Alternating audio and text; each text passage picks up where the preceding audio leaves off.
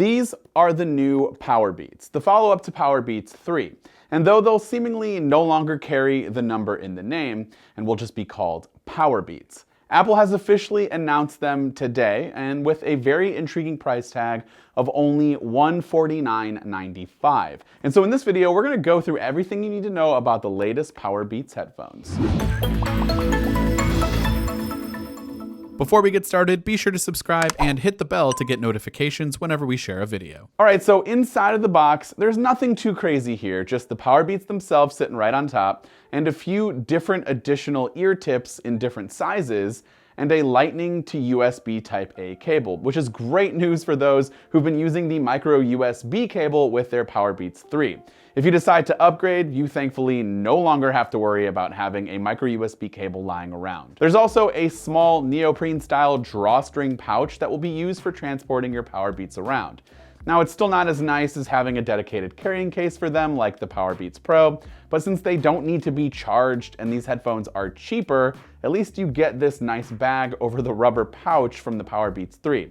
I was not a fan of that pouch. Design-wise, the Powerbeats look similar to the Powerbeats 3, but have an angled earpiece that's closer in design to the Powerbeats Pro, and a cord that trails down from the end of the ear hook rather than the opposite side as on the Powerbeats 3. Apple says this makes for a natural ergonomic contour around the neck, and I have to agree, it's a lot more comfortable. Honestly, the fit and feel of the Powerbeats is right on par with the Powerbeats Pro. No real difference in fit and comfort in my experience, except for the inclusion of the wire that hangs around the neck, but really you won't have a problem with it. It just kind of blends into the background as you wear them more and more. Taking a look at each headphone, the right headphone will have your playback controls.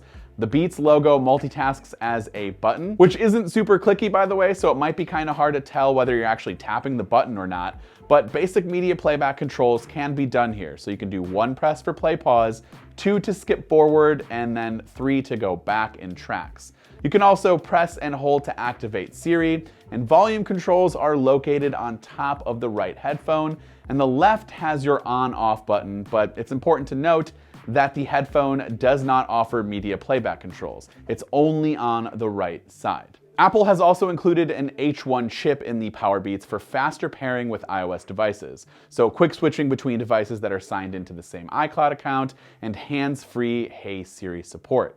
Powerbeats work with Apple's audio sharing feature as well, which means you can share audio with another person using a device that's designed by Apple, so you can use the Powerbeats or AirPods, for example.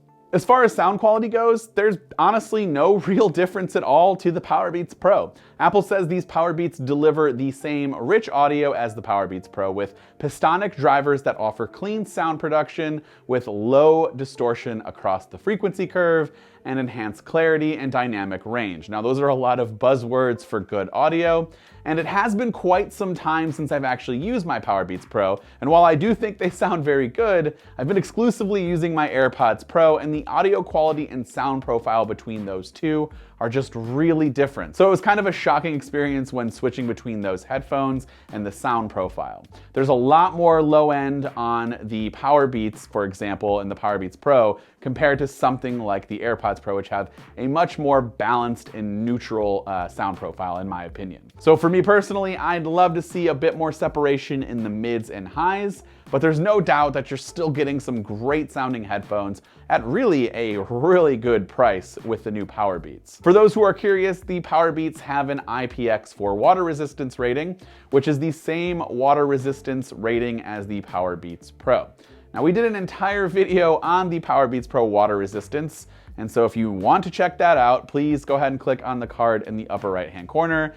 I'm not going to make another one because in that video, we did a lot of tests and I even threw them in the toilet, so I'm not doing that with these Powerbeats. As far as battery life goes, Powerbeats will last for 15 hours on a single charge, which is about 3 hours longer than the Powerbeats 3. Plus there's a 5-minute fast fuel feature that provides an hour of listening time after only 5 minutes of charging. Now, I've only had these for a few days, and so testing for me is still in the early stages, but battery life seems to be pretty close and accurate to the 15 hours that Apple is advertising. Like I said earlier, the Powerbeats are priced at $149.95, making this the entry-level version to the $249.95 Powerbeats Pro. Except the real main difference between the two is that one is truly wireless and the other still uses a wire that hangs around your neck, and it doesn't offer a charging case. They seem to already be way better than the previous model, the Powerbeats 3, in almost all aspects. The subtle design change really helps with the ergonomics. The buttons and media playback controls are a lot better. Audio quality and comfort is better, etc. So, if you want Powerbeats Pro quality headphones with almost all of the same features, minus the truly wireless style design, it might be worth picking these guys up and saving about $100. So I would love to know your thoughts, and if you're thinking about picking these up, in the comments section down below. This has been Dan with Mac Rumors. Thanks so much for watching, and I hope to see you around in the next video.